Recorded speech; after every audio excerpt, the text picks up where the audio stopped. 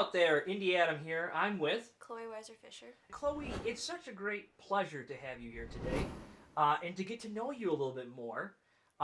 We met. Where did we meet? Why don't you tell the folks out there? We met at a Buffalo film event. Yes, it was Thirsty Buffalo. It was crowded. Yes. And I was hiding in the corner away from the crowd of people, drinking a drink and to get a little more confidence. And that's how we met. We just realized we had never connected before, but I'd seen you. I followed you already on Instagram. Yeah, I appreciate that. And then we caught up. And you are an actress, but you're also a crew person too. You've done crew work as well. Yes. What do you like more, acting or crew? I mean, acting. I think that it's important to do all of it, to be honest. I think that being on the outside of it gives you more respect for the inside. If I were to choose, I'd prefer acting, but I'll take it all. If you had the ability to do any genre whatsoever, what would be your favorite genre to do, or even a genre to touch?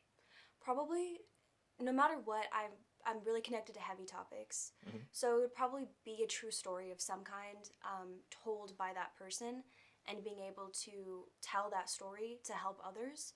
Whether that's, relationship issues or like addiction or something that comes from like a real place versus fiction. I'd love to be a part of a true telling of a story. Yeah. I definitely, I could see you doing something like serious, like a serious role. Yeah. But I also could see you being like a final girl. Mm-hmm. Oh, yeah. I can see you being a final girl. Yes. And I remember we had a conversation a while back, at that event, about how you just love the whole element of being covered in fake blood. Mm-hmm. Man, you are like a very, very small breed, if you will, of people that like to be covered in blood. And speaking as somebody that's been covered in his share of blood, I gotta say, at least you like it. What was that project that you were covered in blood for? So there's two of them that I've done so far in my career, which is kind of funny. But one of them is I'm working with Brian. Is it Bricky, I think is how you pronounce it? Brian Dude Man. It's Dude Man. Dude Man. Yeah. Brian Dude Man. Yeah. And I wasn't fully covered head to toe in that one, but it was still sticky and disgusting, and I had it in my mouth for that one, and that was worse. I was like, at any moment, I'm just puking this up. Like, it was bad, but I still enjoyed it. Something about it was just fun. And the other one I'm working on is Chris Daddario, and that one I am covered head to toe in blood. Head to toe? Fully head to toe in blood. How does that work? Oh my god, so I made the blood from scratch with like the corn syrup mixture and everything, so it was so sticky. Yeah. And then we had the PA just take her hands and basically just coat my body in it, my hair, everything. Were you fully dressed, or I was in like a tank top and shorts, so not really. Like definitely final girl material. I'm telling you with that. A lot of skin exposed, covered in blood, and then so is my scene partner, also covered head to toe in blood. Yeah. So we're just like sticking to each other, like disgusting, crazy. Our hair is coming off. Ooh. But something about that made me feel more like connected to the art of it, because I'm like, okay, blood, sweat, and tears literally are happening. Like I'm gonna cry right now. It's so painful, but it gave more of a life to the project, like that kind of effort, I guess, to go in. Do you like horror? Watching it or being a part of it? It sounds like you like being part of it. Yeah. Do you like watching it too? Generally not really. Yeah. I think part of why I like doing it is because I used to be so unbelievably shy, and doing that kind of project, like that kind of film, you have to not be shy. Whether that's screaming, like I'm terrible at that. I have a very quiet voice, so in one of the films they wanted me to like scream bloody murder, and that to me was harder than anything I've ever done. Crying on screen I can do, but screaming was like really, I had to get out of my own body for it, and also being covered in blood and doing all of these like really intense moments, I couldn't be shy anymore. So I think doing it has made me a more confident person, and that's why I'm drawn to it. I'm like, I need this. But watching it, I don't really. No. I will say though, you did bring up an interesting topic, which is crying on camera. It does take a lot. From my experience, it does take a lot to get there. And you have to be on a set that makes you feel comfortable enough to get there. So, without giving away your secret, can you tell the young, inspiring artists out there that want to do film, that want to learn that technique of crying on camera, any advice? I will say that everyone has a different method That's true. I really do believe in so many different aspects. Everyone has a different method. Mine probably isn't the healthiest. It's I I have to feel the feeling. So sometimes it's listening to music in like a quiet space to get into that character and what I would be feeling, and not thinking about what's going to make Chloe sad. It's like thinking about what is going to make this character sad, and then tuning into that on my own in private, and then that will bring it out of me. But then it's hard to leave you. Like, it will stick around a little bit. Like, there have been days I go home and it's hard to like shake it off. Yeah. In a way. But it's the most organic feeling that comes out when you genuinely feel it in a certain way. Mm-hmm. But I wouldn't say that's the healthiest concept. No. Sometimes we as artists do things for our craft that is probably not the healthiest thing. Yeah. But I will say, being able to cry on camera is something that I personally, like, I'm a director. I direct, I write, I edit. I don't really want to act. My original, when I was in high school, I wanted to act. That's not something that came to fruition for me. But I always wanted to learn how to cry on camera. And for years, I would set up either my phone or a camera, and I would try, poke my eye type of thing, or eye drops. Mm-hmm. Nothing worked. And then, in my late 30s, I was able to find it. And when I found it, I'm like, I don't ever want to think about this ever again. You know what I mean? If you want me to do this on camera, this takes a piece out of me. Mm-hmm. It literally takes a piece out of me. Where I have to go is just mentally. So being able to do it on camera is very is that something you learn in school? No, it's really not. It's instinctual. Genuinely, I think that it's how deep you can go and how much you're willing to go. And I will say, people will say it's a cop-out, but a menthol tear stick on Amazon is what I've used before, and it will bring the tear out of your eye, but then sometimes the act of crying will then bring the emotion out versus the emotion bringing the tear out. Okay. So there's that method. I've done both, where I'll bring myself to a really horrible state that I don't really want to be in, and that will bring the tears, or I'll use a menthol stick to bring the tears first, and then the crying will trick your brain into thinking you're sad. Mm-hmm. And then the emotion will follow the tears. So that is a little bit more of a healthy way to do it. But it's something that I think you have to be willing to allow yourself to do. Yeah. And be able to know that you can come back from it even if you do get to that dark state. It's a very dark place, I realize. Mm-hmm. I honestly didn't, and this is why I wanted to do it so bad, is I didn't appreciate it when I asked my actors enough as a director, as an artist, because I wasn't able to do it. Like, I've done films that have people in full prosthetics. Mm-hmm. I would put the prosthetic on before, so I know how I felt, for the actor. And I would know the comfort limit, of how to push the actor or the actress in those situations. So, to finally be able to cry on camera, I know we're going on and on about this crying thing, is just, it amazes me. Let's switch it up a little bit. Less dramatic, okay? And let's just talk something fun for a second. And it may not even be fun. Do you like superheroes? I do, yeah. Are you a DC fan more or a Marvel fan? I think, generally speaking, Marvel has a little bit more of like a badass female character range. Yes. So I like that. Yes. What do you prefer, a darker superhero movie or a lighter superhero movie? Darker, 100%.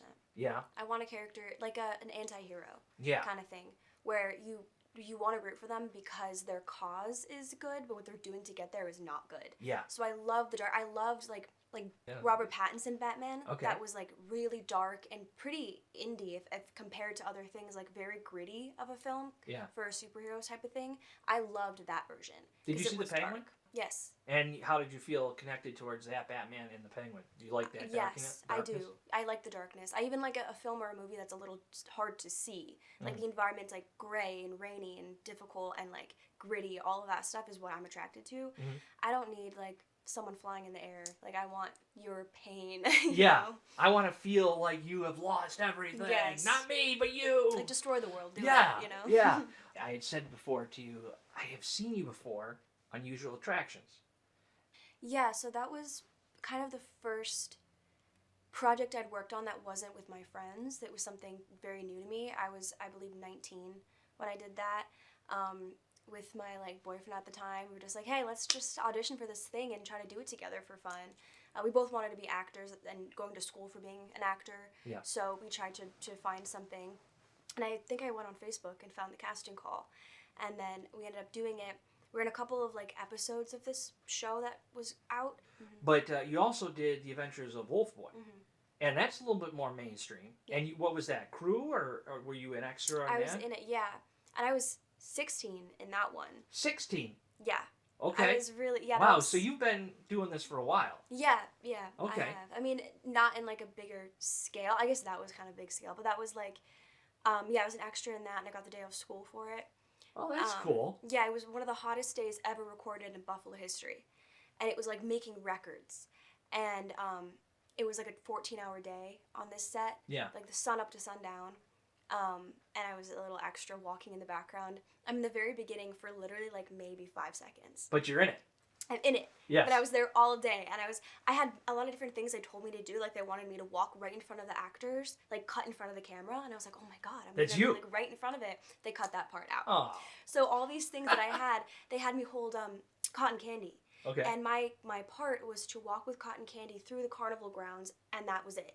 And then I'd stop, and then reset, and do it over and over and over again. And it was so hot that by the time I'd walk from point A to point B, which is 10 feet maybe, the whole thing had been melted. So there was a guy that was at my mark B making a new cotton candy every single time I'd reach that mark, and then just hand me another one every time, because it would die every day. It would just melt every single time. They cut that part out too. Oh. So I'm literally just walking. Are there any deleted scenes that are out there with any of that? No, I just have to know that it happened in my head. Oh. There's no proof, but I just have those memories of it, just loving every second. Over the last couple of years, there's been a huge shift, at least in the film world that I've worked in.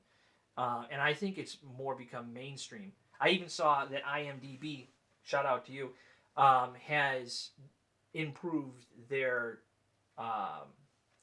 categories on, credits. They actually have now an intimacy coordinator. Mm-hmm.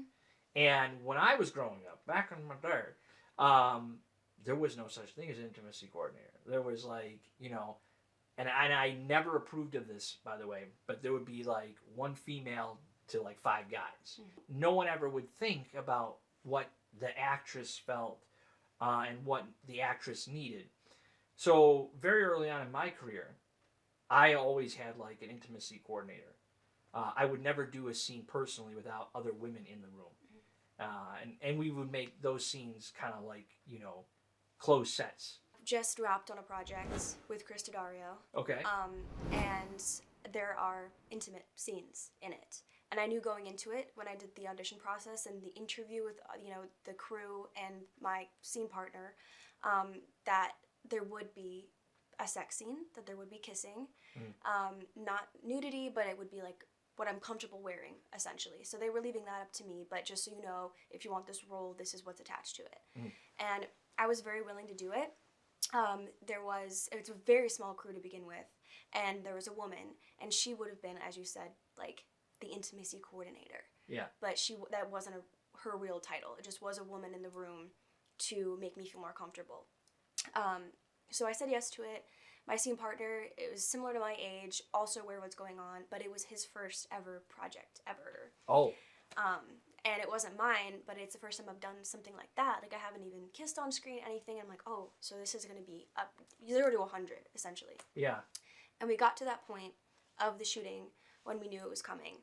And I think the most important part, whether there is an intimacy coordinator or not, is the open dialogue between you and that scene partner. And what you both are going to be comfortable with and what you know going into it. How you're going to kiss, how you're going to move, even if there's not like an IC, having it choreographed between you two. Like, no, okay, I'm going to put my leg here, and then you're going to move me this way, I'm going to move you this way. That way there's nothing that's a surprise. Yeah. Fully aware, that way it doesn't feel real. Yeah. It has to feel like acting. It has to feel like it's practiced over and over again. And so that's what we did. So cameras were shut off. It was us and the woman and then the director in the room. And we just so small crew. Very small. Yeah. I don't mean that. Yeah. And it was us going over it, over and over and over again, over and over. So it just felt like second nature, and it wasn't weird anymore. But we hadn't done the kiss. we had just done every movement of like the intimate part. We hadn't kissed yet. Yeah. And we were like, let's just save that for when the cameras are rolling. Yeah. And so we did. Smart choice or not? I don't know. I think it felt more organic to save it. Okay. But we did talk about how it was going to be. You know, which way my face is going, which way his face is going, like yeah. that kind of thing. But we just wanted to feel more organic, saving that moment. Yeah. So we did. And then you had to do it like 12 times. Then we had to do it like 12 times. Yeah. Yeah. And many different angles and all these different things. And it really wasn't... And having a director that is understanding of it and is like, if you need to take a break, if you need to step out, totally understand, we'll get back into it. Yeah. Having your scene partner also respect that. Hey, are you okay? Is this still going well for you? Do you want to practice anything? Like, really, like anything else, communication is all that will make you feel... It does sound like right. you had a good experience with this, though. Yeah, but it took some time to build up our relationship as coworkers and what I'm comfortable with, what they're okay with, and then it just was like, yeah, I'll be in a bra. I feel safe with you guys. There's a level of trust that is definitely required for scenes like that. I've never had a problem, and I'm so proud of myself and my crew because we've never had a problem, you know. And to have a trusting crew with you on a set is very I know the importance of it. And I can understand how you have to feel a little bit as an actress. It's rare. It can be very difficult to find that. I think that we've gotten lucky with that experience, but that's not generally the case. Yeah. So, like, women especially have to advocate for themselves. Yes. And then, but feel safe enough to advocate, yes. which isn't always, easy to do. If you don't feel comfortable, then you don't want to speak up. But that's the only way that you'll get what you need is if you speak up. Yeah. And this is where I like to credit Paige Cummings, if I could, just a real briefly, because there's an intimacy in a scene in Ambus 2. She's making out with another actress, and we had a closed set for that. But part of the deal, and it always was going to be, but part of Paige's requirement, was like, we got to have an intimacy coordinator. And I said, absolutely. There will be an intimacy coordinator, and it will be a female.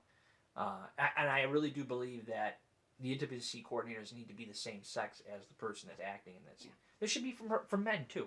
Okay? It just seems like women are more taken advantage of in film than men are. Hell yeah. So I don't mean to say it like that, but that's the truth. It is the truth. It's the truth. In knowing Cloe, you're the lead. Talk to us about what that film is and what your role is. Yeah, so that one I shot in college over the course of like 2 years. It wasn't a student film, but it was made by students. Yeah.